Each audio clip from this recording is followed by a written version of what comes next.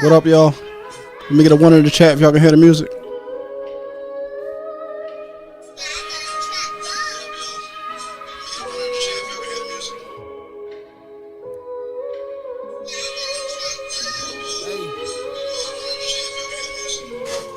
I'm home.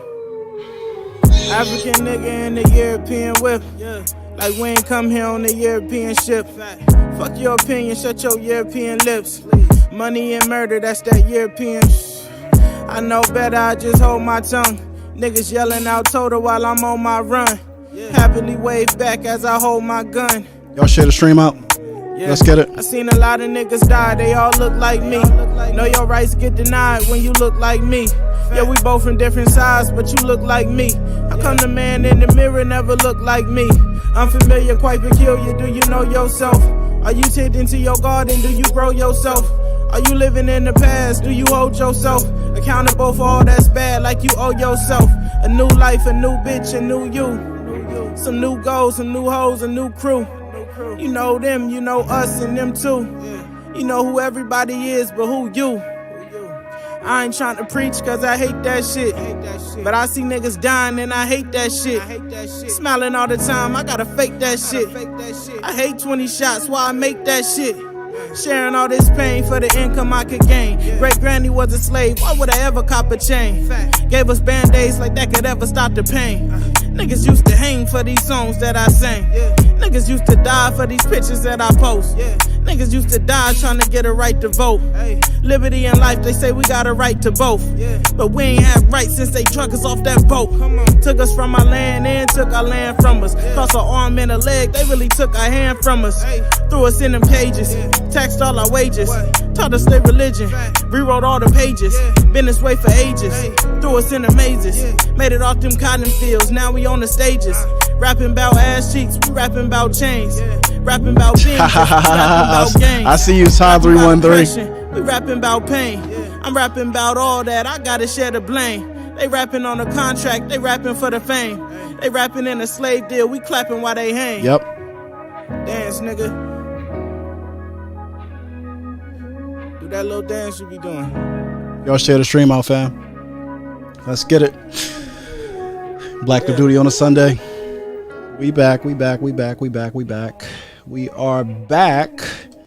All right, listen. What up, y'all? Y'all do me a favor, go ahead and share the stream out so we can get to the conversation tonight. First and foremost, before I get into the stream, I want to give a big shout out to my hashtag Replay Gang. I got to do these announcements before we start each stream at the beginning of the year, just so y'all know. Our Sunday show, our Sunday evening broadcast, Black of Duty with Brother Omawale, is now airing at 6:30 p.m. on Sundays. The show is no longer at 8. I feel like I got to keep making that announcement. Another announcement I got to make is moderators. I told y'all at the end of last year, at the end of 2022, that we would be doing a audit of the channel in terms of all of the mods, right? So I want everybody to know that if you lost your mod, if you lost your wrench, it wasn't a penalty. It wasn't because you've fallen out of favor with me. It wasn't because I don't like you. We simply went through the channel. We had way too many wrenches in our wrench community. So we had to make the hard choice, because there were so many people who had wrenches that I really love and I really appreciate. But we had to make the hard choice to just cut right across the board. And the only people who have wrenches on the channel right now are Sister Awa. She's the provost of the African War College. Of course, my bro Slam Bradley. My primary moderator is Sister RM, and then my brother Wisdom Bars is a mod. So we have basically 5 mods on the channel. RM really does her thing with moderation, and Brother Wisdom Bars, I don't think he's ever missed a show since I started streaming, like back in 2017 when we was doing like Google Hangouts. So brother Wisdom Bar, shout out to you for always just being here holding it down. I think he may have been the first person I've ever even gave a wrench to. So, you know, I had to fight with my producer Slam Bradley so Wisdom Bars could keep his wrench, because I'm like, man, he had a wrench even before RM. How you going? I mean, but no, long story short, I just want everybody to know that, right? So as we get into tonight's show, it's going to be a good conversation. So y'all welcome into the building. Share the stream out. Please do that ASAP. Other housekeeping stuff, we are simulcasting, right? So tonight's stream is being streamed live on the Omawale Africa YouTube channel. It is also streaming on the American Wealth Network channel. So to the family, if y'all have not subscribed to our second channel, please do so ASAP. We have a new program. It's called The Other Side of the Coin. It's dealing with more macroeconomic and political analysis. It's having a lot of conversations around the black wealth question. So you definitely want to subscribe to that channel because on a monthly basis, I'm going to be giving a long form geopolitical macroeconomic analysis that is historically grounded and that is specific to you. Black people. This is for us. So if you want to just understand our situation, if you want to have a better idea of, where we presently are and where we need to be going, you want to be tuned into that for sure. All right. Is there anything else? Any other announcements that I need to get off before we get into tonight's show? I saw my guy Ty313 said, I see you banging that LaRussell. Like, yeah, LaRussell is one of those artists who I actually just supported his Proud to Pay campaign for his newest album. So I had to go and purchase that because, like I said, when we did the rollout this morning of the Amos Wilson Collective, one of the core values that we put there was that we invest in value. We believe in the principle of reciprocity. We put our money where our mouth is. And that brother is doing phenomenal work. And I want to see that work succeed. So I'm going to invest in it. I'm going to put my dollar behind it. I'm going to let my black dollar speak, the way it needs to speak. So that being said, let me welcome everybody onto the stream. Shout out to my guy, the biggest truth seeker. He said this video will be interesting. Glad to have you here. Of course, shout out to Sister RM. The most amazing moderator on all of YouTube. Y'all make sure y'all share the stream out so we can get into it. Shout out to Chukwe Igwe. Glad to have you here. Young Blood, Ty313 in the building. Shout out to my brother Don Johnson in the building. Glad to have you here. I see we got my sis Real Talk ZSJ in the building. It's going to be a good show. Oh, shout out to my guy Yapo Yapa in the building. It's definitely going to be a good show. We're going to have a great conversation tonight. All right. Let's get right into it. In fact, before I even do this, let me just make sure my sound settings is just, that we over here on the board. Yo, shout out to my guy Jadori and our Safo gang in the building. The Safo gang is in the building. Family, the replay, right? We launched the Amos Wilson Collective this morning. We fully renovated the African War College space. It is now a collaborative space, right? So it's a joint venture, so to speak, between the African War College and Tahuti Ma'at. So y'all really want to check it out. There's a lot of value over there. We've really created that space to be a transformative space, right? To assist you along your journey. So to all the warriors who are, walking that journey, the folks who are looking to be self-initiated and be supported in their development and transformation, listen, the Amos Wilson Collective is definitely a space for you, and there's lots of value, and the value is only going to continue to expand. So to the folks who already signed up, I appreciate y'all. To the folks who sent the cash apps to support, I definitely appreciate y'all as well. So, this will be a good conversation. Shout out to Empress Love in the building. And if you want to sign up, RM just dropped the link. The Patreon link is right there. Just go ahead and hit the Patreon. There's 3 levels in which you can sign up. You can either be a supporter. You can sign up. The supporter level is $11. The Asafo level is $22. The graduate level is $44. The builder level is $88, and the sustainer, shout out to all my sustainers, the sustainer level is $111. So you can kind of like get in where you fit in, but trust me, there is a significant amount of value at each level. So thanks in advance to the supporters who support the channel via Cash App, via Super Chat, all the above. Matter of fact, before we even get into the night, let me go ahead and tell y'all. Yo, check this out. Run my Uncle Mo while his likes. All right, make sure y'all go ahead and smack that like button. So listen, I want to go ahead and get started with the conversation tonight. So y'all saw already the theme for tonight's discussion, right? I posted, did the Bruce family prove Wall Street trapper right about reparations and financial literacy? So just so I make sure that we're all on the same page, family, put a 1 in the chat if you have an idea of what I'm talking about when I ask the question, did the Bruce family prove Wall Street trapper right? Put a 1 in the chat if y'all even know who the Bruce family is. I just want to make sure we're all on the same page. And if you don't know, put a 2. If you know, put a 1. If you don't know, put a 2. I just want to see who we got here as we get this conversation started. You know what I'm saying? Looking to see some 1s, looking to see some 2s. Shout out to Fatty Black. I see Fatty Black in the building. All right. We got quite a few people. All right. Fatty Black says 1. RM says no. Kenya Pierre. Shout out to Kenya Pierre. Glad to have you here. She says 1. All right. Cool. So listen, I actually did an upload on this. So what I'll do, rather than tell y'all, I'll let the upload tell y'all. So I got a little quick 2-minute upload just to get everybody a background before we dive into the conversation tonight. So let me just go ahead and do that. Get it started right. Wealth, it would appear. Hold on, let me start it over. So y'all got. Are black people too poor to manage wealth? It would appear so. Descendants of Charles and Willow Bruce recently made the decision to sell their family heritage after fighting nearly a century to have it restored. Members of the broader black community received the news with mixed emotion.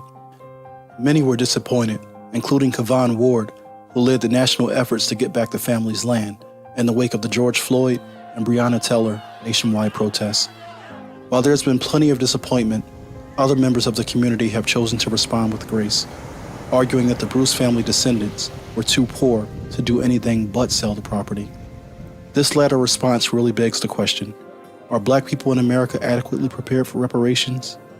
According to Steve Napolitano, the current mayor of Manhattan Beach, the Bruce family transaction, which was appraised for $55 million less than its appraisal value just a year ago, was a win-win for both the family and the county. Janice Hand, the chair of the LA County Board of Supervisors, was so excited about this deal, she took to Twitter to announce, "This is what reparations looks like."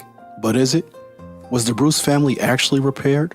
Or did they suffer a greater economic injustice after selling their family heritage during the highest inflationary period in 40 years at fire sale prices? If the Bruces are the model case for black reparations, then the case for financial literacy and wealth education is now stronger than it's ever been. When black people receive reparations in this country, it will be the single greatest voluntary transfer of wealth this nation has ever recorded. If the Bruce cases are a model, without proper education and preparation, I fear we'll all live to see the wealth so many have fought and died for absorbed right back into the hands that continue to harm us.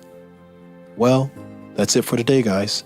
If you like these videos and want to help in the continued production, consider supporting the American Wealth Network on patreon.com. The link is in the description box. All right, let me go ahead and remove that from the stream. So the question must be asked. Like, we got to ask this question. Actually, there's so many different questions that we can ask pertaining to this particular conversation. One, the LA County Supervisor, Janice Hahn, I believe is her name, made the statement that this is what reparations looks like. And when I saw that, I was like, whoa, Nelly, hold on a second. This is what, okay. So let's go ahead and unpack this, right? So just so I understand where the audience is at, shout out to my sister Eve L in the building. She said, yo, she here for it. So I want to ask to the family who's in the building, like, was the Bruce family actually repaired? Let's start there, right? Because I want to understand where everybody is at. So if you think that the Bruce family was actually repaired from this transaction, put a 1 in the chat. And if you think that they were not repaired, put a 2 in the chat, right? I want to get our understanding of reparations and of repair, because that is the theme of tonight's conversation. Is Black America prepared to be fully repaired? That's the question. So 999 says, no, they were not repaired. Okay. Kenya Pierre says, nah, they wasn't prepared. They wasn't repaired. I'm bouncing back and forth between prepared and repaired. You know what I'm saying? But y'all know we going. All right. Nobody else want to participate. You know what I'm saying? Y'all don't want to participate. All right. So I see more deuces. All right. Chukwe said, nah. Don said they were not economically repaired. Eve L says 2. This was complete theft. Talk about it. Talk about it, talk about it, talk about it, talk about it. And that is what the black condition has been under the system of racism, white supremacy. It's been a situation of complete theft. It's been a situation of complete exploitation. It's been a situation of complete manipulation. Right. So when we start having these conversations about reparations, one of the things that really, really frustrates me is those who have done the least amount of homework. Those who are the least prepared often have the loudest voices in the room. And I know that there are lots of demands for, hey, we just want cash payouts. We just want money. But I think that we need to have a conversation about what does full repair look like, right? What does it entail? And what do we have to do to prepare to ensure that when we as a community receive reparations, that it will in fact be a repair for us? Because as I see it, and I'm not going to be too hard on the Bruce family, but I will say that their descendants, right? The descendants of the folks who took the 20 mil are going to be hella mad in about 20, 30, 40 years when the next generations grow up, who might not even be black, by the way, but that's another story. That's another story. Kids might not even be black, by the way. But anyway, yeah, I mean, about another 30, 40 years when those kids come around and they broke and they like, damn, you mean to tell me my family had access to this land right here? This land that's worth whatever it is today. I'm talking about 20 or 30 years into the future.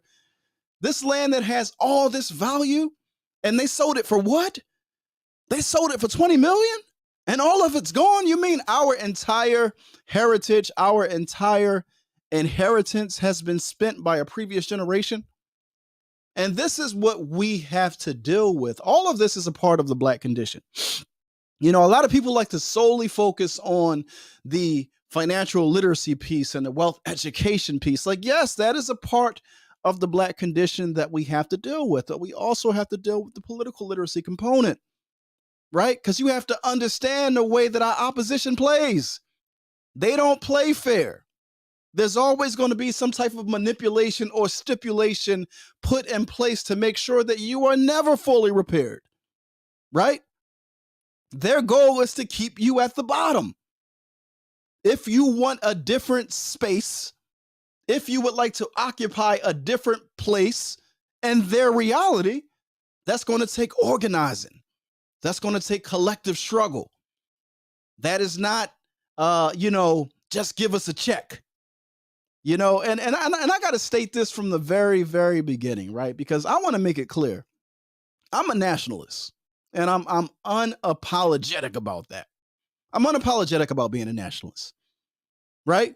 I'm unapologetic about being my people first, about wanting to see my people do better. Because now the conversation is like, we're in this weird space where the system of racism, white supremacy has placed us where the white folks are the adults and somehow black folks have been rendered as perpetual children. So therefore, when you got, black folks within our community having conversations about what we need to do or what we do not need to do, you got folks like, hey, you sound real paternalistic. Why are you pocket watching? Why are you telling black people to do with their money? What to do with their money? It's the same thing in the, shout out to Dr. Umar, right? Because I'm a definitely raise up some of his clips because he had two clips that kind of like set the streets on fire. He had the one from the Breakfast Club, and then he did another podcast a few weeks ago, and Black Twitter was just so upset with Dr. Umar because of his position on reparations. But I want to have that conversation. But Dr. Umar is also a nationalist, and he talks quite frequently about the snow bunny crisis, right? And you'll hear the folks in the Black Manosphere and other spaces like, Dr. Umar, why you de-watching? Why you concerned with who black men are sleeping with? And it's the same responses that we get when we have these conversations about potential payout, potential reparations. Right away, people jump to, why you pocket watching? Why are you telling people what they should do with their money? If black people, the debt is owed to us. If I get my check and I go spend it all in a strip club, so what? It's my money. Why you care about, what I do with my money? And this is the the level of political immaturity that we must contend with. Because if we're having a conversation about full repair, if we're having a conversation about Black people being fully repaired, then one must ask the question, if they cut us all a check for $500,000 today, and 90% of us go out and blow that check and be broke by the end of the month, were our conditions changed? Are we still in a place of dependency? Like when people say repair us to what? When I'm thinking repair, and I'm going to use the UN's definition because I think that is important. So I want to use that to drive the conversation. But before I even get into that definition, let's just a back of the envelope conversation around what it means to be repaired. So let's say I get into a car accident, right? I get into a car accident. I'm not at fault. You're at fault. So it's your responsibility, or your insurance's responsibility, to repair my vehicle. Now, my vehicle was brand spanking new before I got into this accident. I get into this accident and you cut me a check, and the only thing that it fixed was, it fixed my bumper, it fixed my windshield, but they ain't give me a paint job. My paint is horrible, right? My car is now all mismatched. Was I fully repaired? The answer is no. So Black people, prior to enslavement, right? We were a sovereign people. We were a land-owning people. We had culture. We had customs. We had commerce. We had business. We had traditions, right? So being fully repaired means that I have the ability to once again be self-determining, that I have the resources necessary, that I have the land necessary to be self-determining, that I have the ability to be fully independent and plot my own course on this earth. Now, if you cut me a check and I blow the check, right? You're still locking me up at, crazy rates. All of your institutions are still practicing racism against me. I'm still 100% dependent on all of your institutions for survival, right? The land situation still is what it is. Black people in this country owning less than 0.5% of the arable land in this country. If all of those situations still are what they are, right? Our political prisoners are still locked up, and you cut me a check. Have I been fully repaired? Have I been fully repaired? The answer is no. The answer is no. We're going to have a conversation about what full repair looks like. And that conversation has to deal with the Black condition. It has to deal with our trauma around finances and why we consume the way that we consume. We got to deal with this because all these are behavioral issues, right? So the first thing that I want to do, I want to bring forth, what was his brother's name? Wall Street Trapper had a lot of folks really, really upset when he posted this. And I understood the gist of where he was going. But again, what I'm arguing here is, unfortunately, the loudest folks in the room have taken control, especially on social media, of this reparations conversation, right? So Wall Street Trapper posted the other day, I think he posted this on December the 20th, 2022. So the day before the winter equinox. I'm sorry, the day before the winter solstice, spring equinox, winter solstice. He said, how we really want reparations, when the reality is, when we get income tax, when you get your PPP loans, when you just bought a lot of designer and jewelry. The mass is not ready for that. Until we heal from financial trauma, generational wealth is an illusion. Okay, cool. I can understand why this particular take was a fire starter, right? So let's address the elephant in the room. Reparations is a debt that's owed. Let's get that out the way. Reparations is not a gift. It's not free money. It's not a handout. It's not none of the above. It is a debt that is owed. And many folks would argue that it's a debt that cannot be paid in cash alone. A lot of us will argue that it's also a blood debt. We want that back too. You know what I'm saying? So we gotta be clear. Not all of us are aligned on this reparations thing, but there is space where we can find commonality, right? But I want to deal with you know, the crux of his statement right here. The argument being that the masses are not ready until we heal from financial trauma. Generational wealth is an illusion. That's the part that I want to deal with, right? I want us to be able to wrestle and contend with our level of preparedness. I want to ask the family in the chat, are we ready? Are our people ready? Are we prepared to be fully repaired? So put a 1 in the chat if you think that right now and today, we as a collective are prepared to be fully repaired. I would like to see if who thinks that we're prepared to be fully repaired. Fatty Black says Nizal. All right. Eve L says, I think what he's saying is a stereotype and is not rooted in any data. Though when you look at our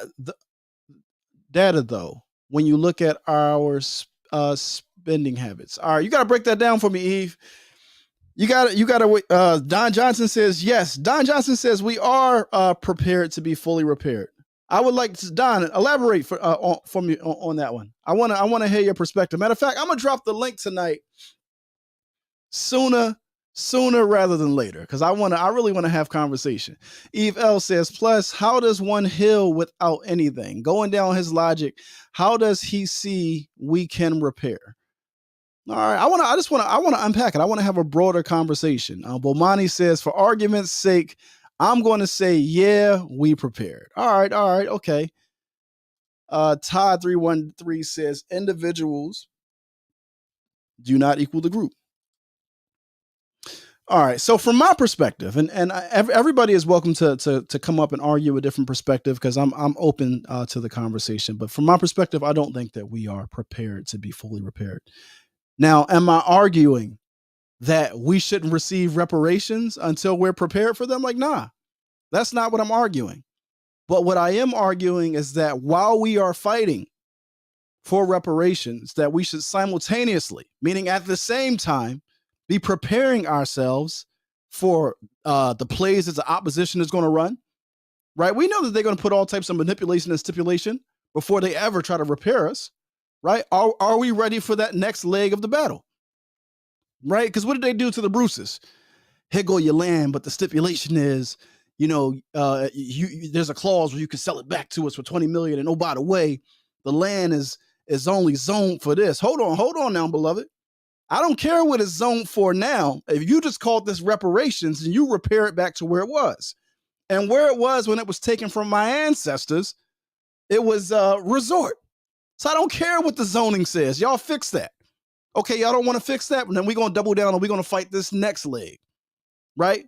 But the Bruces were not prepared for that next leg of the fight, right? So the Bruces sold their family heritage at a deep discount, was essentially robbed of their wealth. That wealth will probably be disappeared within a generation, and 2 or 3 generations from now, their descendants will be looking back like, damn, how we fuck up that bag like that? How we fumble the bag like that? How we fumble the bag like that? And that's what's happening right now. We come from a people, right, who coming out of slavery was doing everything that they could in their power to prepare themselves for freedom. Black people in this country were building institutions. The primary institution that we was building was the black family. There were more black marriages at the end of the 19th century than anywhere than any other demographic in this country, right? We were saving our money, putting our money in freedmen's banks and getting robbed, by the way, by them other people. I ain't gonna say their names, right? But we was doing everything that we could to prepare ourselves to handle the responsibility of freedom. That was a different generation. That was a generation that was making sacrifices for future generations, right? That was a generation that was putting a little bit away for tomorrow. That was the generation that said, listen, we need to protect our economies. We need to build up our business. But of course, we had some among us who was like, man, F all this black stuff. I want some of that white stuff because white ice is way colder than black ice. Hold on one second. Says, saying black folks don't want to be healed is like saying a rape victim doesn't want to be healed. What kind of logic is that? This is a rough conversation, Eve. This is a rough conversation.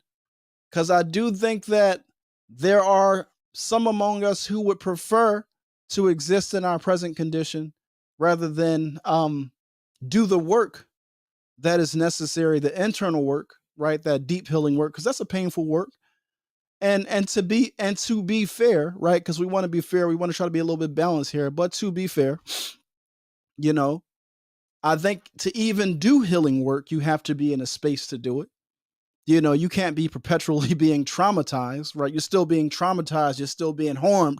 And somebody is like, well, why aren't you doing the healing work? Well, you haven't been placed in a healing space. You don't have a healing environment. And America is not a healing space for black people, right? So I think, you know, we got to be fair here, right? These are some obstacles. These are some challenges that we absolutely have to overcome.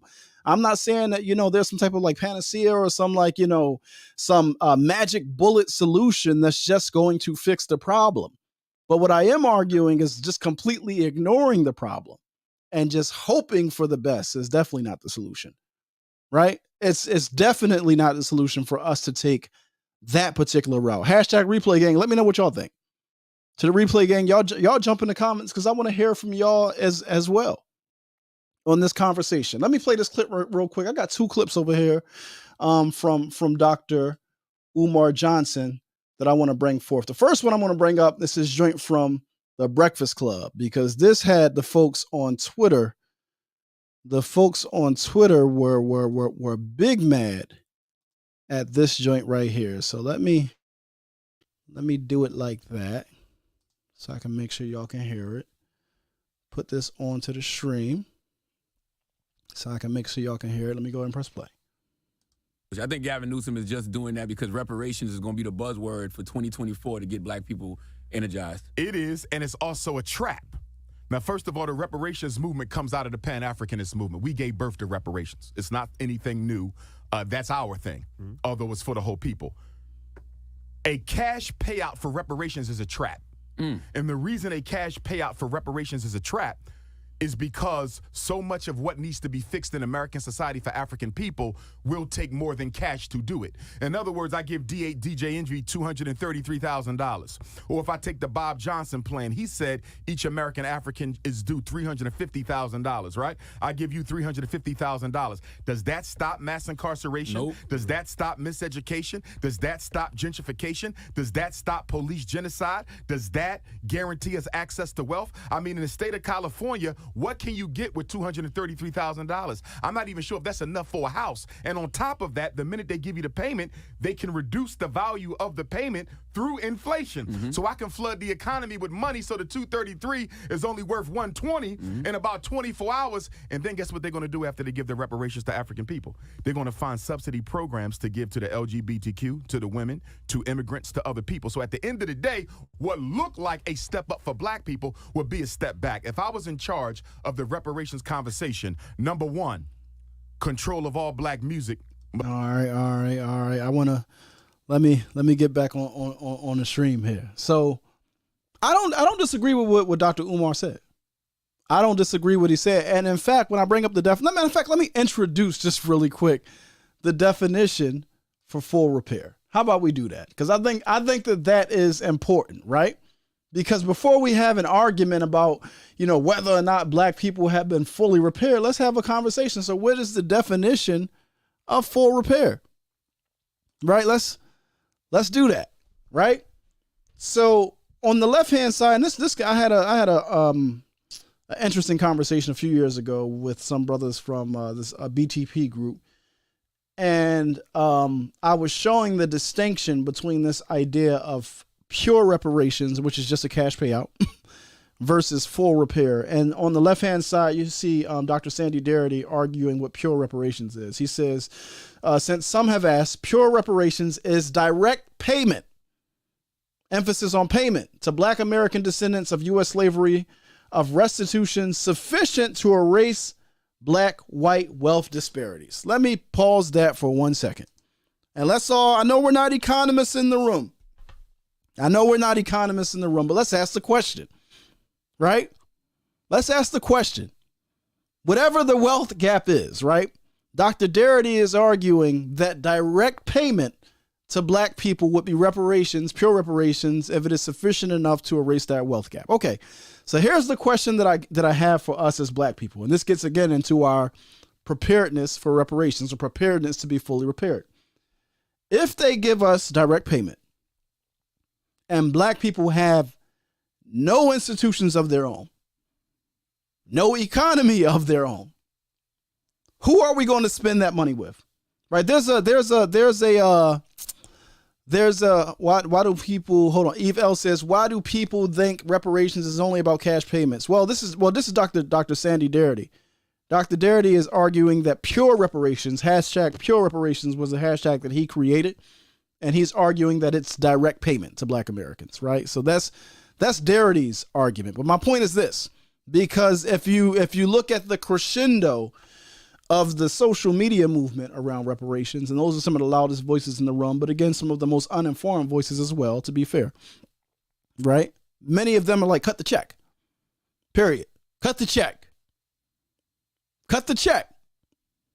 right? So they're already willing to sell us short because they're already willing to take all those things that you're talking about on the table, right? You mentioned here what? You mentioned protected class citizen, land back, cash payment, et cetera, et cetera, et cetera. They're willing to take all of the et ceteras off the table. Just give us a check.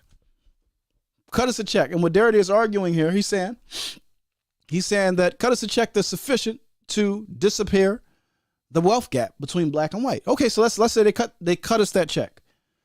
I mean, aside from the inflation that's going to do, right? So Dr. Umar was correct about, if they cut you a check for $240, it'll probably be worth $120 the next day because the prices of everything in the economy will be so high because of the increased demand. So your dollar won't go as far. Your dollar might spend and get you 50 cents instead of $1, right? 50 cents worth of goods instead of $1 worth of goods because they've increased or they've decreased the value of the dollar. But that's another story. Who even cares about that? The point that I'm trying to make is this. They cut you that check. Where are you going to go spend that money? There are no institutions in the Black community to spend it with. So right away, that money, I don't know how long $1 stays in the Black community. I've seen stats that say things like, the average dollar stays in the Black community for about 6 hours before it leaves the community. I don't know what the number is, but the question that I'm asking, right? If they give us pure reparations, they cut this check, and Black folks, right? Black folks go and, pay off their debt. They buy the houses, they pay all the white institutions that we owe. Whatever we do with the money, when we're paying that money out, what percentage of that money is staying with Black people? So the question becomes, did it actually change our condition? Did it actually repair us? Right. I saw the young lady from California. She's on the California Reparations Task Force Board. And she literally made the argument. She said, hey, reparations would spur the economy. Because if you give reparations to Black people, they're going to go and spend money. Like, yeah, it would spur the economy, but not ours because we don't have an economy. So, yeah, it would spur everybody else's economy. It would create wealth for all the people. So we would still be wealth generators, just not for ourselves. We wouldn't be wealth accumulators. We'd be wealth generators for other communities. So, yes, it would spur the economy because we would go out and spend. Right?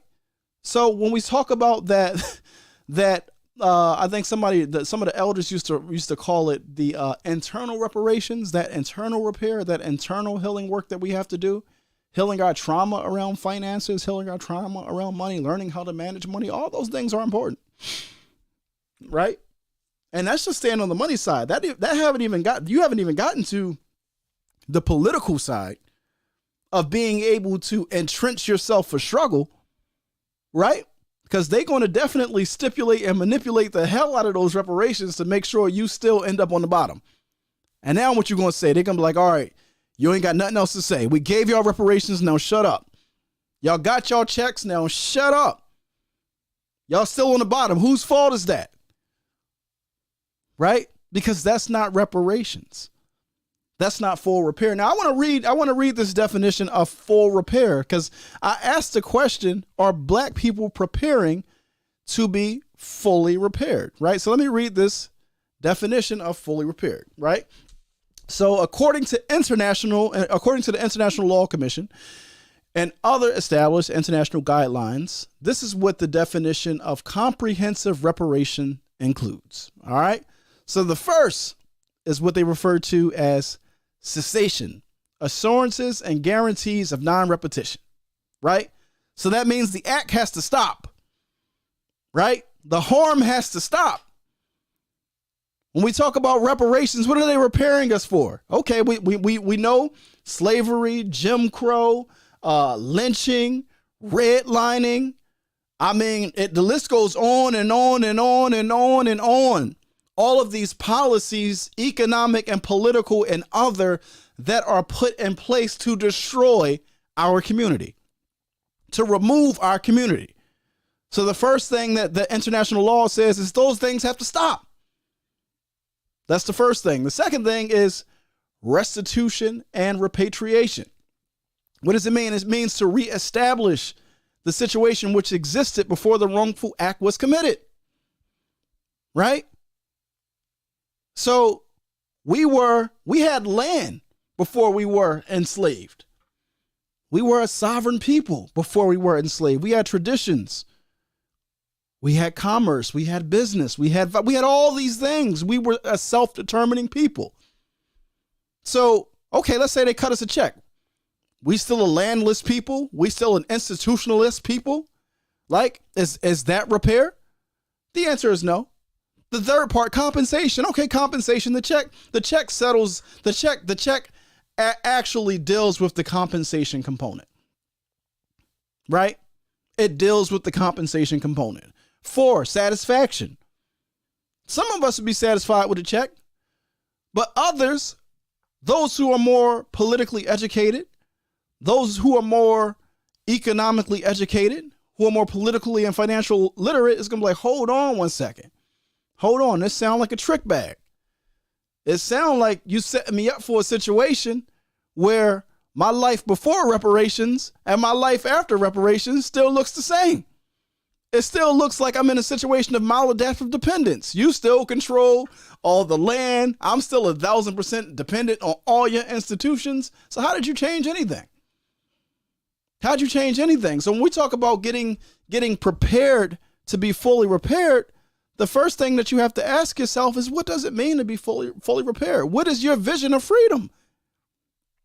What does it look like to be free? What's your vision of that? And if you're a black person who has a defeated psychology and your perspective is that shit, we ain't never going to be free, but at least we can be comfortable. Well, then, hey, let's just be honest. But that's the question. These are the conversations that we need to be having. How are we envisioning liberation? If your argument is that shit, listen, man, white supremacy ain't going nowhere, but if they're willing to give us a check, I'm willing to be quiet. I'm willing to be quiet. I'm willing to shut up. Are you? That's crazy. You really willing to betray the blood of your ancestors for a check? Are you really willing to do that? Just in one generation, you just gonna blow it, and now future generations are gonna suffer probably even worse than you. But the reparations claim has already been met.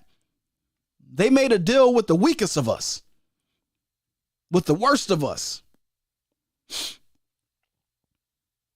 Right? When we talk about power, we talk about strength, we talk about, really changing this situation. It takes a level of work. It takes a level of study. It takes a level of commitment. It takes a level of discipline, and it takes a level of healing to really change the situation. Right? What's the last thing here? Rehabilitation. Rehabilitation consists of mind, body, emotional, and spirit of healing. The lasting effects of trauma, of enslavement, and segregation. Right?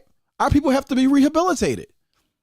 So reparations or full repair has to meet each of these things. Right?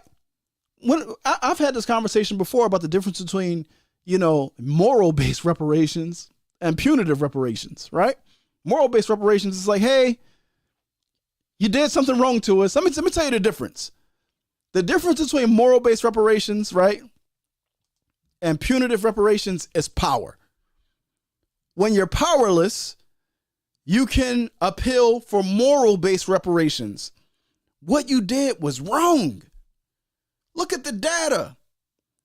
Look at what's happening to us as a people. You don't see that what you did to us was wrong? You should feel bad. And you should repay us for what you did because we're doing bad. That's moral-based reparations. And that assumes that your opposition is moral. Right? It's a lot of assumptions in there. There's a lot of assumptions in there. Right? And this is the danger of this movement not being historically and politically grounded, because some of the assumptions that we have baked into our analysis have already been disproven more than a century ago. This is why you had Du Bois and them folks like, hold on, we as black people might need to take a step back to fortify ourselves for a longer fight. Because maybe we underestimated this racism thing. Maybe we never fully understood it. And it's like every time somebody reaches that conclusion, it's like, pow, hold on one second. Every time somebody reaches that conclusion, all right, go ahead and usher them off. Let's put another misleader in front to keep them marching off the cliff. Keep them marching off the economic cliff. And then we marching. We spending our energy just as somebody at the front, like, hold on. What did King say 12 days before King was assassinated? He was giving a presentation and he said, we may, in fact, need to use segregation as a temporary way station to be integrated into power. He said, we're not looking to be integrated out of power. We're looking to be integrated into power. So maybe we as black people need to hold off just for a second, so that we can empower ourselves and negotiate this thing from a more leveraged position. Okay, King, time to get out the way. Put somebody else in the front. Keep them marching. Put somebody else in the front. Right? And when we get so desperate, like this generation now, when we get so desperate, you're going to have folks that's willing, just give me a check. Just give me a check. Shit, just give me a check. Why? Because we down bad. We down bad economically. You understand what I'm saying? And that's where that level of political education is important. I do agree with Wall Street Trapper's statement about the financial trauma and the fact that we need to heal, because if we don't heal that, if they cut us any check, we already know what we're going to do with it. We know what's going to be done with that. Right? Let's look at the condition of the black collective. Let's have a real conversation about the condition of the black collective. Right? We had Dr. Joy DeGruy on the show, and she was talking about post-traumatic slave syndrome that we ain't healed from, and that we just passing down generation to generation. You don't think that impacts you? Y'all think that that post-traumatic slave syndrome just stops at some behavior? Y'all don't think it impacts our spending and our values and what we value, right? Nah, it's deep. It's deep. So when we talk about full repair, we're talking about a lot. We talked about the moral-based reparations, but on the punitive side, there's something called punitive reparations. That typically happens at the end of a war, where the losing side of the war is forced to pay reparations to the winning side, right? And the goal of those reparations is to make sure that the losing side can never you want to cripple them permanently. You want to make sure they're never in a position to rise up and hurt you again, right? So you make them pay damages, punitive damages, because it's a penalty. It's meant to hurt them, right? And one of the things that's very frustrating about, this conversation on reparations today is it's very individualistic. It's not a collective conversation. Matter of fact, the collective organizations that we've had that have attempted to build coalitions for reparations fighting, for reparations organizing, like the people who are in the space today attack those organizations. Right? This is a very individualistic thing. Right? So we negotiating as individuals. You got 8 new reparations orgs popping up today. You got, a splinter group of a splinter group of a splinter group of a splinter group of a splinter group. Everybody's fighting for reparations. Everybody wants their voice to be heard in the conversation. No real organization, no real discipline, no real commitment. So when we talk about, are we being prepared to be fully repaired? No, we're not. We're not. Not right now. Not right now. We ain't. Because we haven't even, where's the vision of what full repair looks like? If our eyes can't see any further than dollars, whoo, man. And if we're so defeated in our thinking, that's like, listen, man, just give me the check. I really don't even care. Do you understand how deep of a betrayal that is? Shout out to all the folks who did the work to bring home Brother Mutulu Shakur. Brother Mutulu Shakur, who was just given a compassionate release because he's, he doesn't have many days left because he has a terminal illness. You know how many of our political prisoners who fought for our liberation, for our freedom, that have been wrongly imprisoned and are still in prison? Any other nation of people, before they negotiate, they let our people go. That's the first thing on the negotiations. Free our people. Free our people. That ain't even a part of our negotiations. Just cut the check. Forget that we got political prisoners that are languishing away on false charges because they were fighting for our liberation. Forget that we got, political prisoners and exiles who are hiding abroad and can never see their families because they have false charges on them because they was fighting for our liberation. We're willing to say, forget all of that. Ignore them. That was yesterday. Who cares about their sacrifice? Ignore all of that. Just cut me the check. Cut me the check. This is why, Bernard Arnault is the wealthiest man in the world right now. Wealthiest man in the world right now. So these are conversations that we absolutely got to have. I want to play this other clip from Dr. Umar really quick. And after I do that, I'm going to open up the line. Because like I said, I ain't going to go too long. I do want this to be, I want us to have a good conversation here. So let me give y'all this other clip from Doc. And then I'm going to open up the line. All right. So this is Doc. He was on another podcast having the reparations conversation right here. Here we go. But don't you think that if we got reparations, that would have helped? Let me ask you a question. The question on the table. If we get reparations, will that help us? If somebody is mentally ill in a mental asylum, mental hospital, you give him $1 million. Gone. Does it reverse the illness? No, it don't. Does it do anything to treat his problem? No. So let's take that to a community. If a community has no institutions, no way to trap the money in their community, they own none of the institutions, and you drop a couple $1 trillion in that community. It's over. How is that money going to benefit the people when all the institutions in the community that are going to take their money are not owned by people who look like them? I'm going to ask it another way. If we don't responsibly spend the money we already have, how can we spend more? What makes you think giving you more is going to change your situation? Now, let me say this. I want to be clear. I support reparations. Okay. For sure. I support it. The reparations movement was born from the Pan-Africanist movement. I support reparations. What I don't support is thirsty, opportunistic Negroes who are pushing for reparations externally before we have delivered reparations internally to ourselves. In other words, most of the saving that has to be done for black people must be done by black people, and no amount of money going to fix that. Right. No amount of money is going to stop the black woman from not trusting the black man. Right. No amount of money is going to make the black man love his woman. No amount of money is going to stop black women from frying their hair. No amount of money is going to stop black men from dating outside the race. Right. When you look at our deepest rooted problems, no money can fix them. And you got to start at the root, right? You got to start at the root. And then once you replant your tree, now you get that reparations to decorate your branches. Yeah. Man, but You want to decorate your branches before you re-solidified your roots. It's not going to work, brother. But Dr. Umar, All right, hold on one second. That was Doc. Listen, I don't disagree with anything that Dr. Umar said right there. I absolutely do not agree. I don't disagree with anything that he said right there. But what I want to do really quick, I want to open up the line because I want to have folks come up. Let's have the conversation.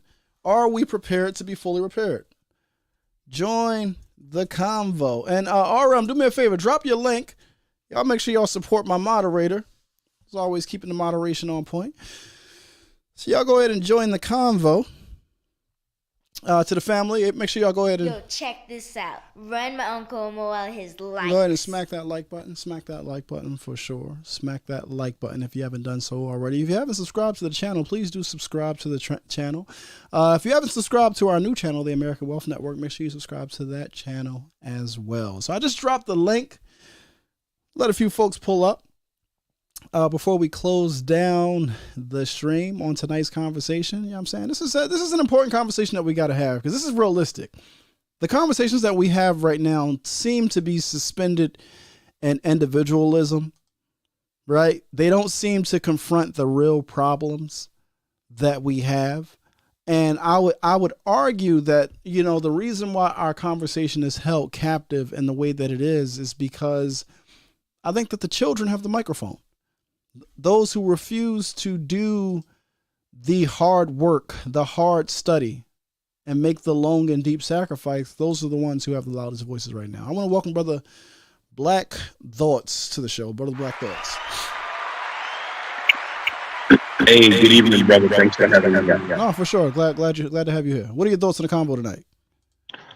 So I think that it's a nuanced conversation, and it'll never be as hot and dry as most of us would like it to be. So you have to cut the check, right? In cutting the check, you also have to understand that we have to take that money and start buying the politics. Hold on one second. There's an echo. That's on my end. Let me fix that. Apologies, y'all. My bad. I'm always slow. All right, the echo should be fixed now. All right, cool. You want to start over, Brother Black Thoughts? I apologize. I want to make sure everybody can hear you clearly. So the echo is fixed now. How do we sound? We're good? Yeah, we're great. Okay, excellent. So we have to cut the check, right? The check has to be cut. And the reason why the check has to be cut is because everyone else who got a check cut, nobody said, well, what about this and what about that? There was never any of that, right? They took the check.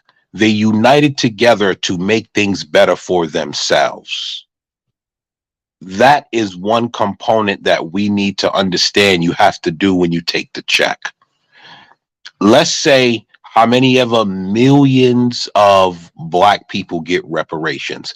Each one of you now go and put $100 in the pot that begins to buy the politics we need to work for us, to make things work for us, to get legislative changes that will work in our favor. Thinking that we're going to go crawling on our knees, begging them to do something, to undo what they've spent a lifetime doing is insanity. The only thing that this country responds to is money and war. And since we're not going to do the war part, let's just be real, then we're going to have to, after we get the money, we are now going to understand that we have to do what is financially right. And sorry, real quick. And by that, we have to understand that politics is bought. Everyone buys their politicians. You don't vote your way into what you want. And that's what we tend to do. We tend to think, oh, I just got to go pull a lever. We're going to get whatever we want, while everyone else is financially paying to get what they want. All right. So, wow. These conversations are always really difficult for me to have, because whenever people start inserting positions about politics or assumptions about politics and how they work, I try not to go too deep down that rabbit hole because it's not necessarily to the space to do that. But I do think it's a flawed assumption, like to think that we could buy politicians, but I don't want to get into why I think that's a flawed assumption because it takes a deeper level of analysis to get there. So where I want to stay is on this reparations conversation. So you said that everyone else got the check and did not have to have all these prerequisites met to get the check. So the first thing I want to clarify is this. I'm not arguing for any prerequisites to be made before a check is handed out, right? Or a check is given, right? Because the debt is owed. So that's not the argument. So I want to clarify that point, right? But the second thing that I would like for you to clarify is 2 points. One, I want you to tell me what does it look like for Black people to be fully repaired? Because that's what the check or reparations is meant to achieve for us. And when you say everyone else, who are you referring to? And was their level of disrepair equivalent to ours? Okay, so when I say everyone else, I'm talking about those that have received reparations from America or be it from other countries. Let's keep it this. Let's just in order to shrink the scope, let's just focus on America. So Right. who are the everyone else, and was their level of disrepair equivalent to ours? So we don't know another race's level of disrepair, right? Unless we were there in the thick of it, we don't know what their level of being broken was. Hold on. So Let me just back up a little bit. Let me back up a little bit. So I know one group, right? You let's say that we're talking about the Japanese, right? So to use the Japanese as the example for this conversation, right? So I do think that we can do an analysis of their level of disrepair versus ours, right? So let's do that really quick. Black people in America, enslaved for centuries, had to deal with not just trauma, but torture. Post enslavement, we've had to deal with decades of Jim Crow, of lynching, of mass incarceration, right? So the level of disrepair and the destruction to us beyond our culture, beyond our language, beyond our psychology, there's been a great deal of disrepair. Now let's look at Japanese who during World War I or World War II who were wrongly imprisoned in internment camps. Yeah, that's harm, right? So I think that they should be repaired for their harm. But when we're having a conversation about being fully repaired, the Japanese still have a nation. So some of their citizens who were harmed, right, because they have a backing of a nation, right, their descendants and those citizens who were still living, they got cut that check. So their level of repair was not the same as ours. So when we're talking about as Black people, what it takes to be fully repaired, if you're going to make the argument that everybody else got the check, what I'm arguing is, what is our vision of being fully repaired? And if the check doesn't do it alone, how do we prepare ourselves to be fully repaired? That's the question that I'm trying to ask. But do you hear what you just said? See, they have a nation, right, to fall back on. We don't have that. Our thing is you have to stay here in America and deal with it.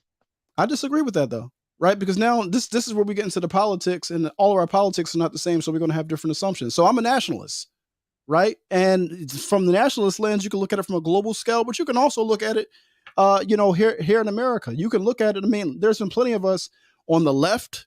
I'm not on the left, but there's been plenty of leftists, and there's been Garveyites who've argued for this concept of a nation within a nation, right? A nation is something that is formed, a group of people who share common experience, a common history, common ancestry, right? These people can make the choice to form themselves into a nation, but that takes a level of consciousness, right? A lot of us is like, shit, I ain't a part of no Black, I'm American.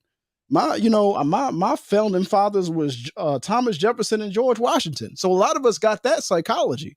So again, that's also a reflection of consciousness. So yeah, we could form ourselves into a nation, but when you talk about like the seriousness of that level of work, like what do you get? You get jokesters and hucksters who are in the space like, oh, that's plebiscite babble and all this whole other nonsense. But I'm asking, like, what level of seriousness are we willing to, what level of work are we willing to put in to ensure that we're fully repaired? Or do we just take the check and continue to suffer the same indignities that we suffered before we got the check after we get the check? Well, I think the people that's willing to put in a great level of work is few and far in between.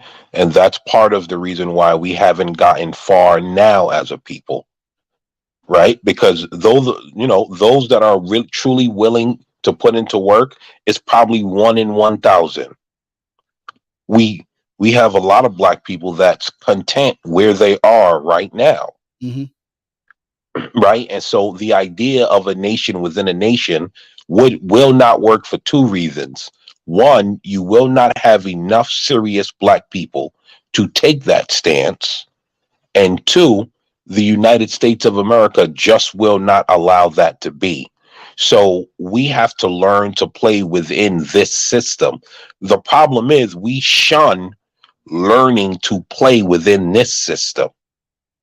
Well, I don't think that we shun it. I think that people who've done the deep knowledge and study understand that the system is rigged against you, right? So playing a rigged game where like the only options for you are to lose, I think that some people just don't want to delude themselves. Some people rather say, okay, well, what are our other alternatives? And there are other alternatives, right? You made the argument at the beginning that it's either war or money, but then you alluded to the fact that the only type of warfare, was us picking up guns to go and shoot it out. And I think that isn't a fully developed understanding of what war or conflict looks like. You understand what I'm saying? Because I think you're misunderstanding what I said. I never alluded to picking up guns. Well, you said war. You said we're not going to do that, but then you pointed to using money to buy politics. That's a form. Well, money can also be used as warfare. I agree with that, but you ruled the warfare off though.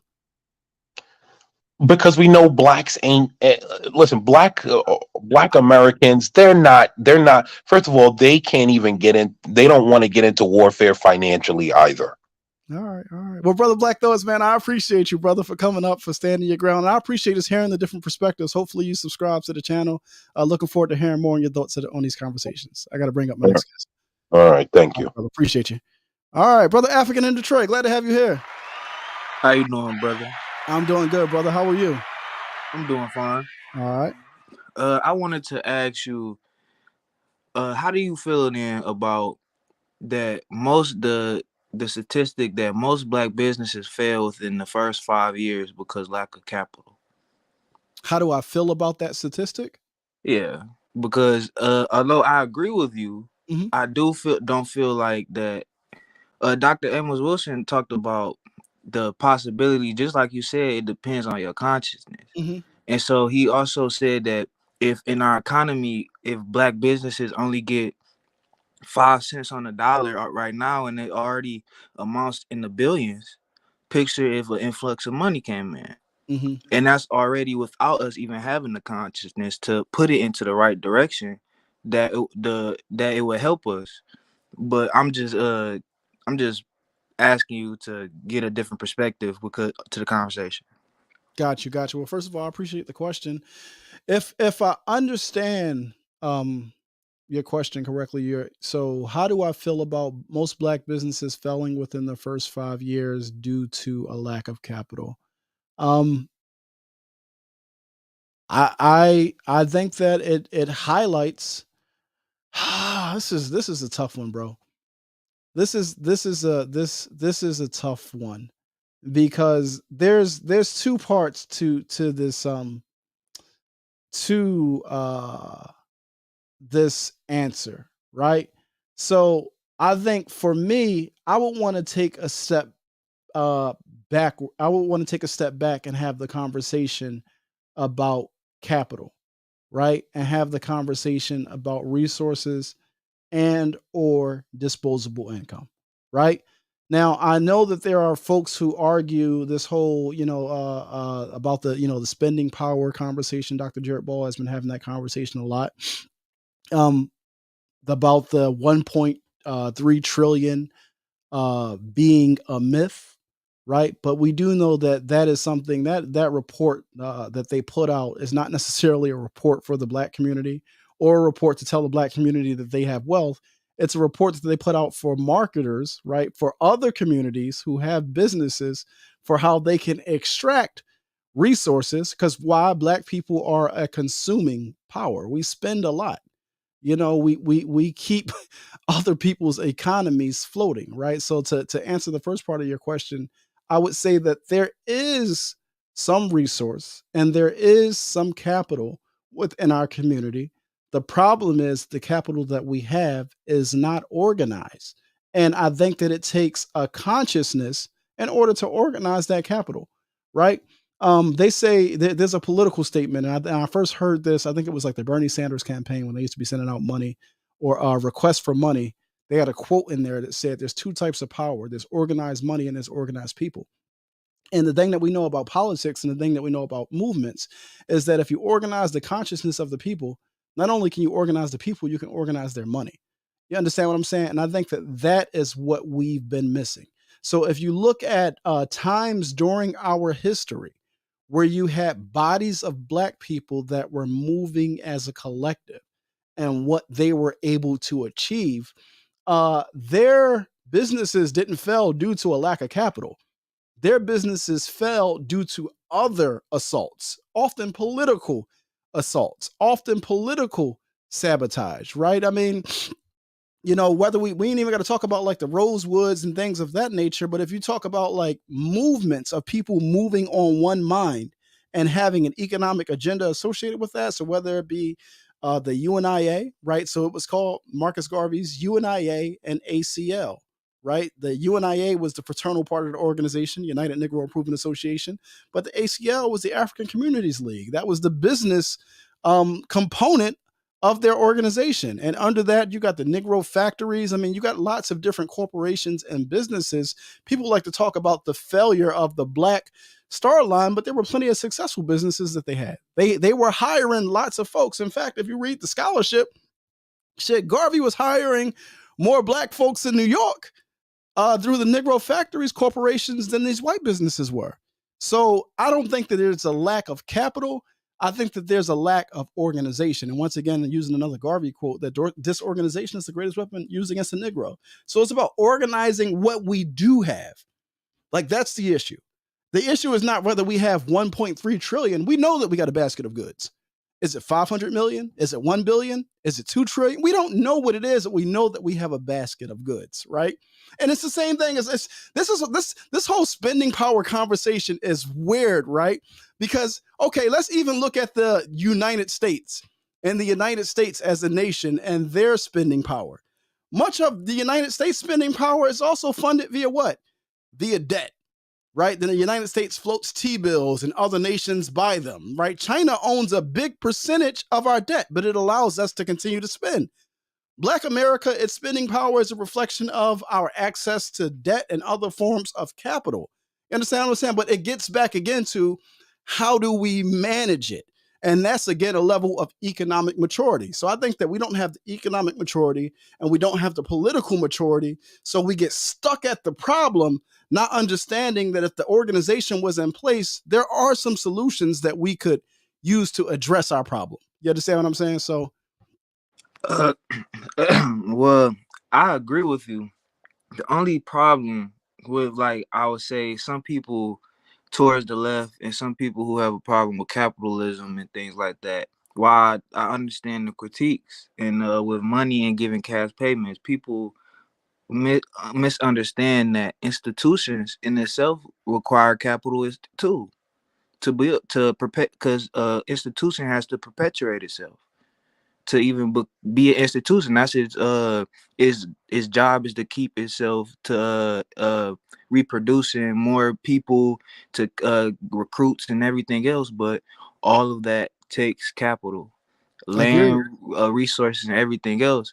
And so that's why I brought up the thing about businesses, because you said that we don't have any businesses to funnel the money and to keep it into our community. So I was just bringing it to the conversation for us to talk about that part more. I appreciate that, brother. Brother African in Detroit. Let me just say this before I bring up my next guest. I saw Eve in the back. Eve, you dropped off. You got to come back up. You were up next. But what I'll say this is there's more than one form of capital. Like, currency isn't the only capital, right? You have human capital as well. And if you look at, like, let's look at you know, people hate to talk about like the Amish, but like, you know, some would argue, okay, they're an insular community, and they have a close knit culture that allows them to operate as one. So whether the United States economy is doing bad or good, it doesn't matter, because economically, right, they're all operating on one page in order to meet their collective needs, right? So what I'm arguing is that cash is not the only capital, right? There's human capital as well. But again, all of this gets back to a reflection of our consciousness. All right. Our brother African in Detroit. Yo, I appreciate the question. I want to get my next guest up. All right. Thank you for having me on, brother Mwale. Always, bro. I appreciate you pulling up. All right, brother Bomani, what's good with you? The BB Foldie family, how you doing, brother? Yeah, BB Fahoudi, what's good with you? Listen, man, I'll be brief, man. One, I agree with all the points that Dr. Umar made and yourself in regards to just not being prepared. But I think one element that's missing out the conversation is, like, when we speak of reparations, particularly when we talk about like the Jewish people, they receive reparations, but the treaty of reparations was signed between the state of Israel and the Republic of Germany. So they had a whole nation. They were already organized to the effect of, they were organized as a nation. They received reparations as a nation, not as a race. Japan received reparations as a nation. Yep. They don't give reparations to racial groups. They give reparations to nations of people. So the conversation begins there. But I also believe, my personal opinion on reparations is this. I accept as fact that I'm linked to our African ancestors who were stolen off the shores of Africa, brought to the West, and dropped off in the Caribbean and here in the hells of North America. The same motivation for their fight and struggle wasn't for the right to vote. It wasn't for anything but to be free and be treated as human beings. So, as an extension, as a descendant of these people, I understand that my struggle, as we organize in efforts to free ourselves, we are an extension of that machete, of that blade, the very weapon that they use to free themselves on a plantation. We are an extension of that weapon. We're just using different weapons at the time. Like you mentioned, warfare is not just physical. Like we're still fighting for the exact same reasons that our enslaved ancestors were fighting for. We wasn't fighting for a check. We weren't fighting for the right to vote or to integrate with these people. We wanted to be free and be acknowledged and treated as human beings.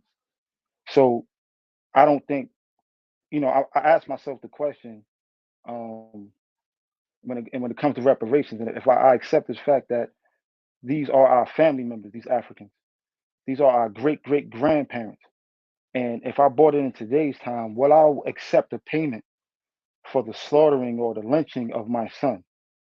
There isn't a dime that anybody can pay me for me to accept and be okay with my son being murdered, being lynched, being in prison wrongfully, and everything that comes with oppression.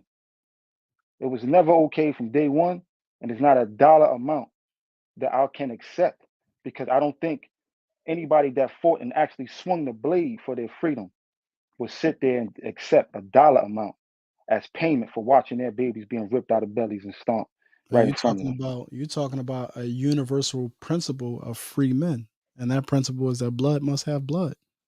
Absolutely. Only blood can cleanse a blood debt, and that level of thinking has been breeded out of a lot of us, unfortunately.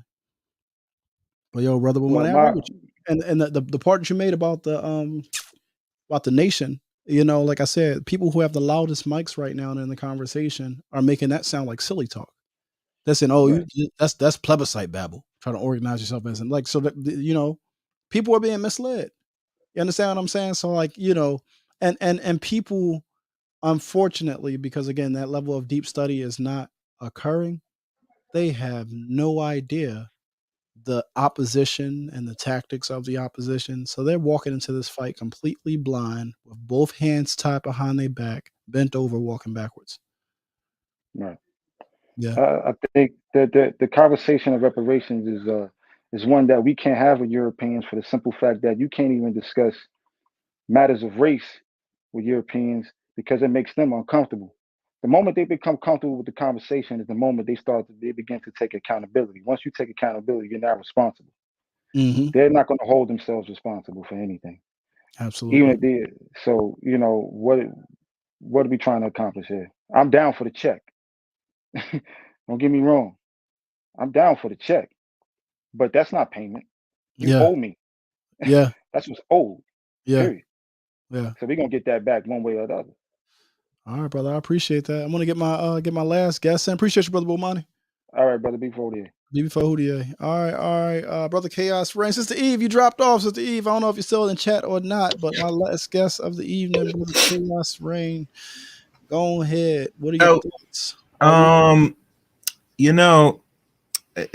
The question of reparations, it's not funny, but it's something that I find as years pass by, a lot of Black people have a problem. The ones that feel that Black people should not be owed or rightfully deserve reparations. The point is this, that every other nation got their money and other tangibles in the harm that was done to them by other racial groups of people. I'm not sure if it's us as a people when we think deeply that we don't deserve what is rightfully ours, nor that this country You're sliding past the point. That's not the point of the conversation. No? We start the conversation acknowledging that it's old, right? That's the conversation starts there, but we're having a conversation about being fully repaired. So the question is, if they cut us a check today, would that be sufficient for us to be fully repaired? We're trying personally, what do we need to do to prepare to be fully prepared? The money is not enough to repair what has been done to Black people. It takes a lot more, and it's going to take a few generations. Now, where we are as a people, not saying that we can recover from this if we get the necessary resource, because we'll recover real fast if we get the necessary tools. The point is this: where are the institutions going to be around for those who want to get the necessary repair? Because Olai, a lot of Black people think in their mind they're still not sick. Mm-hmm. If you don't know you're sick, it's hard to fix someone that doesn't feel nothing's wrong with them. Agreed. So I hope that answers the question. No, listen, I appreciate that. That was a very short and succinct answer, but that's the truth of the matter, and some people don't even know. You understand what I'm saying? The way that their consciousness has been, constructed, they have no idea the issues, so you can't even begin to plan, plot, and strategize to overcome something that you don't even know exists. You don't even recognize it as a problem. I think that's the challenge. So that's why I really wanted to just introduce a conversation tonight about what do we really think we need to be doing to prepare for full repair, right? That's the conversation I wanted us to be able to have, just as a thought exercise, because I think that in order to think about that, you have to say, okay, well, what do I envision freedom to be? What is it that I want? And the sad part of it is that a lot of Black people, the way that we think today, we don't think that freedom is even possible. This system that dominates us is always going to be here. So they said that our people tapped out already before you. Yeah, that's what I'm saying. People are tapped out. When you tell people to dream of like what it means to be liberated, they're like, man, that's a fantasy.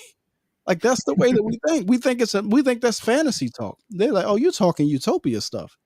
We're always going to be under this. And that again goes back to the Black condition. That goes back to the slave psychology, really breaking and penetrating that, that's a level of internal repair, and some other work that we have to do to empower ourselves, just to put ourselves even in a better position, right, to leverage and get the things that we want. But that's work that has to be done, brother. Yeah, man. A lot of our psychologists, Bobby Wright, Amos Francis, they've been talking about the mentality of Black folks, and I think this other one I forgot. Frantz Fanon.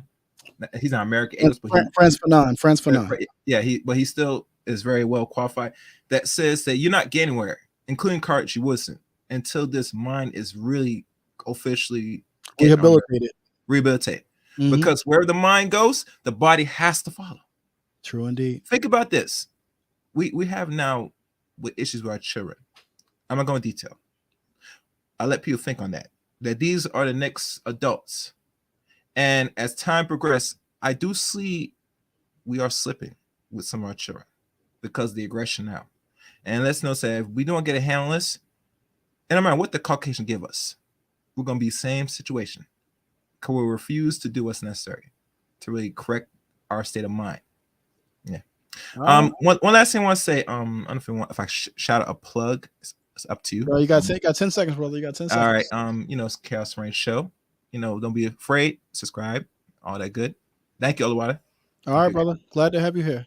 Yeah. All right.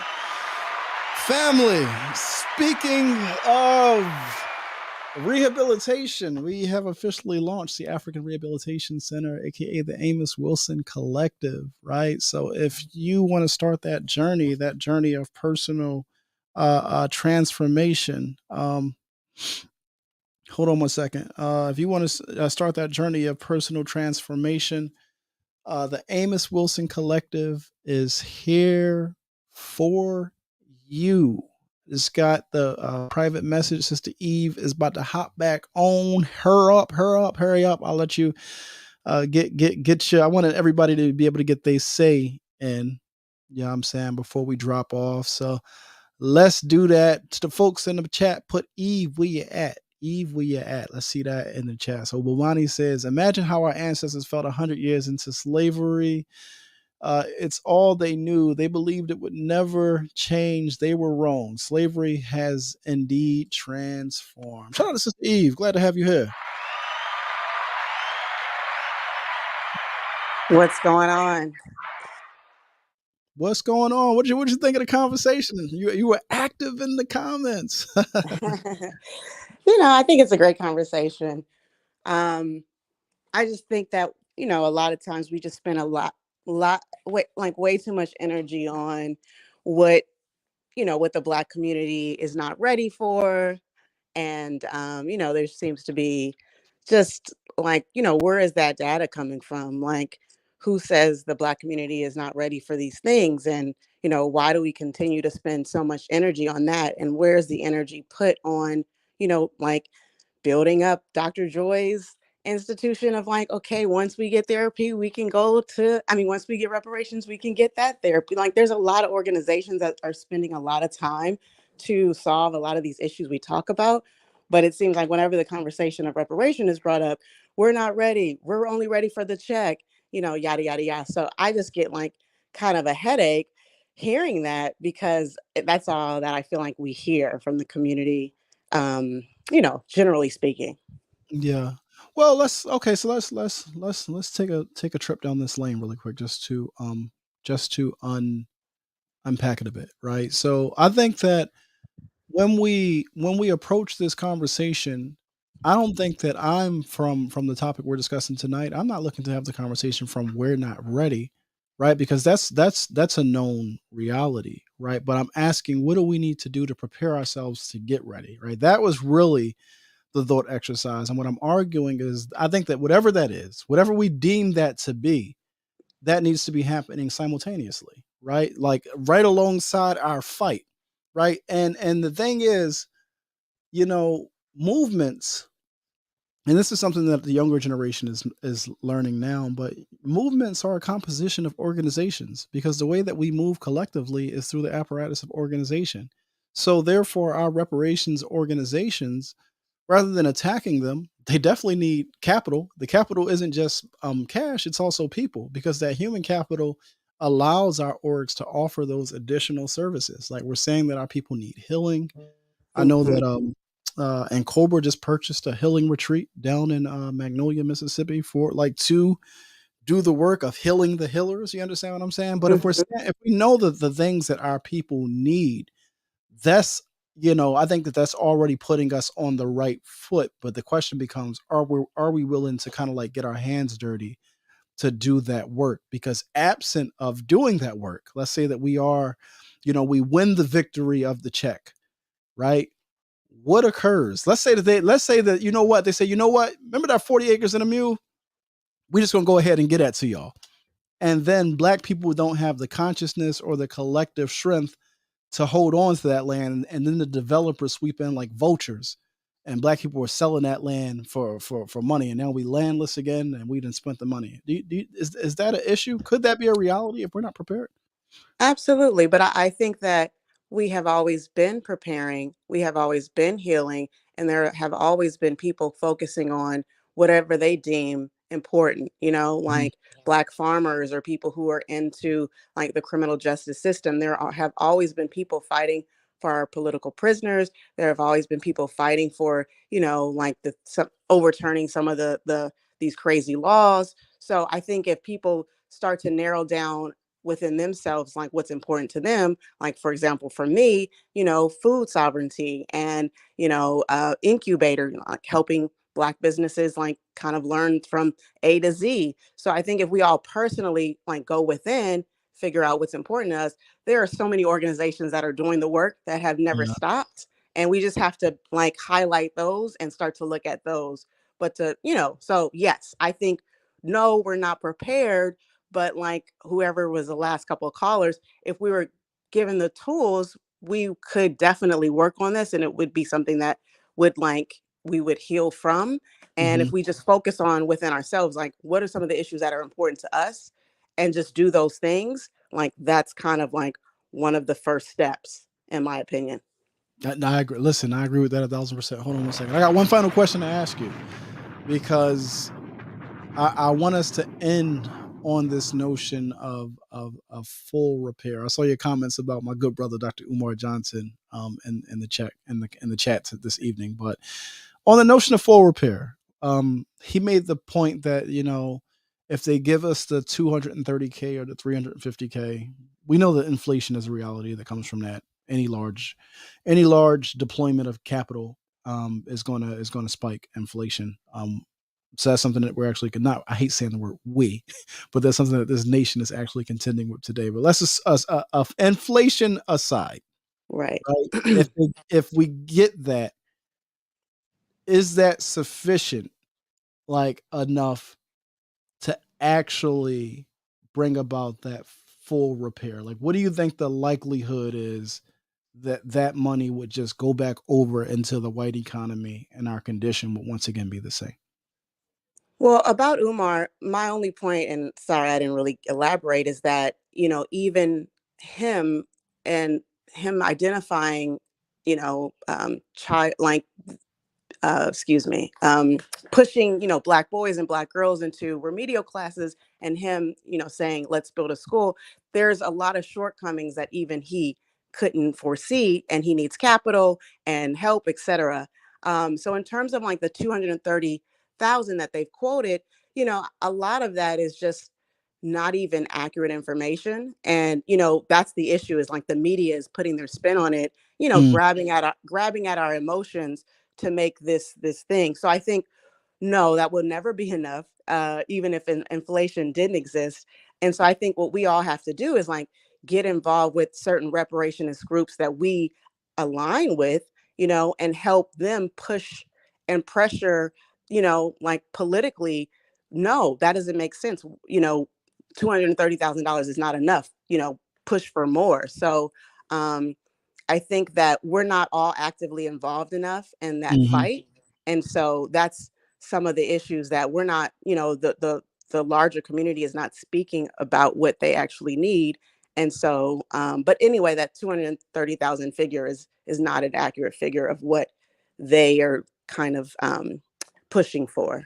All So right, for the final question of the evening. All right, yes. let's bring it closer to home. Let's talk about the Bruce family really quick. There are a lot. It Yes, was I'm just so an LA many. native. That's very that hits home, but go ahead. No, there was a lot of mixed emotions on that. There were Yeah, people who were disappointed. There were people who were angry. There were people who were like, "I told you so." Like, "I told y'all right. niggas." It was a lot of different energy. But what are your thoughts on it? I want to hear that.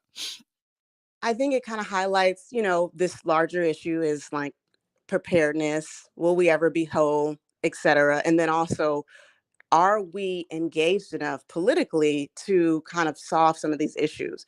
I don't know what happened behind closed doors, yada, yada, yada. I know that, white supremacy, popped its head back up saying, oh, there was all these clauses. You couldn't change the zoning for this area. So it's only for public utility, means you can't build condos, you can't build a resort, you can't do X, Y, Z. Therefore, the Bruce's family has to think to themselves, well, if we have this land, how are we able to generate money? How are we able to keep it? Thinking about property taxes, yada, yada, yada. So I don't know politically if there's something that the community could have done better, right? To understand politically, how do we fight these zoning laws? How do we fight and not, like you said, we're not repaired if it's not given back to, it was a resort, and change the zoning laws.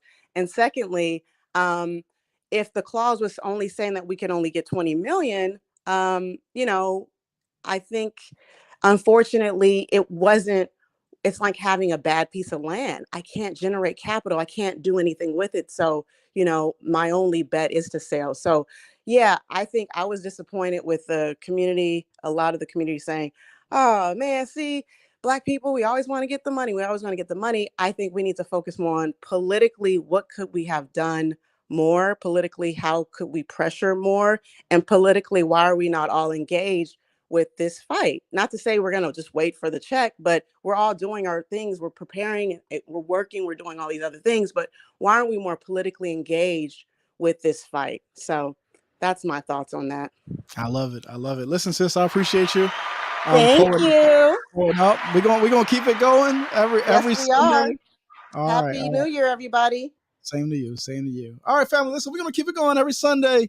Black of Duty, 6:30 p.m. Eastern Standard Time. I appreciate you all pulling up. Please show some love to my moderator, hashtag RM. Sister RM. Her Cash App is in the chat. Please, y'all do show my moderator some love. Please support her because she always supports us. And I saw a question earlier. I don't know if I highlighted it. I did. Nicole Marie asked the question. She said, Omowale, where can someone that wants their mind rehabilitated go? Glad you asked the question. I would encourage you to consider enrolling in the African War College. Pardon me. I would encourage you to consider joining the Amos Wilson Collective. We just launched this venture today. If you go to my community tab, there's a video there, and I called out the hashtag replay gang. So if you missed it, go back out and check out that replay. This is a venture that is holistic in nature. It's addressing all aspects of ourself, right? Really healing and transforming politically, mentally, spiritually. So if you're trying to do that deep work of transformation, to optimize yourself for victory, to develop yourself to withstand the next leg of attacks that, we are going to be taking in this nation, consider becoming a part of a collective of warriors that is doing the work to actually prepare. So that is the Amos Wilson Collective. I truly hope you'll consider joining. Again, it is on my community tab. You can access it through my Patreon. So all of my Patreon membership, depending on the tier that you sign up at, you will get access to our exclusive community called the Amos Wilson Collective, which is hosted via Discord. All right. So I appreciate y'all. Appreciate my brother KW Don 7 for the $5 super chat. And with that being said, I'm gonna give y'all some more La Russell. Here we go. Hold on. Let me adjust the sound because I did adjust the sound. So let me one more again so we can close out properly. Let's do it. I love you, Bobby. Yeah. Yep. Black of Duty. Hey. I feel like Mike Tyson in here. The greatest. Yeah. Got on that Johnson. Hey. Hopping out the whip, that's not even in my name. Fact. Used to call me Toad, and now they call me by my name. Yeah, I've been loved deeply, barely ever feel the same. Hey, bitches ain't shit, I know I ain't the one to blame. Wow, I just sip my tea, smoke my weed, and watch the rain. Yeah, you can clean the wound, but you can't wash away the pain. Nah, I know niggas die cause they snatched somebody's chain. Gotta let it bang, they can't disrespect your name. Fact. Gotta slide back, they can't disrespect your game. Can't disrespect your hood where you don't own the fucking thing. Yeah, except a couple pins, couple bands in your thing.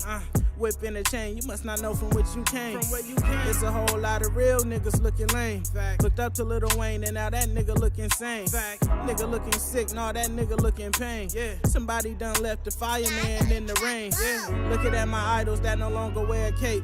Spewing they beliefs where I no longer can relate. I just hit the weed and then I go home and create the coldest shit you niggas ever heard till this date. Yeah. Kanye had a plan to lead with love instead of hate. Shit. So the MLK, they put a bullet in his face. I keep something on me for if ever that's the case. Yeah, Rosa ain't died for me to let you take my place.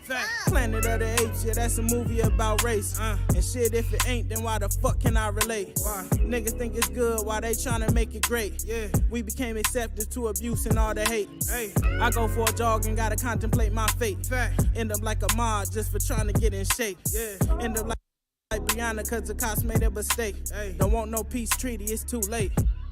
Yeah. Fuck all that shit. Fact. Crack is only good in soup, nigga. Hey. Yeah. Wow.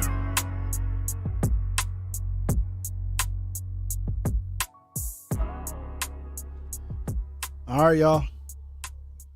Love y'all. Y'all love yourself. We out.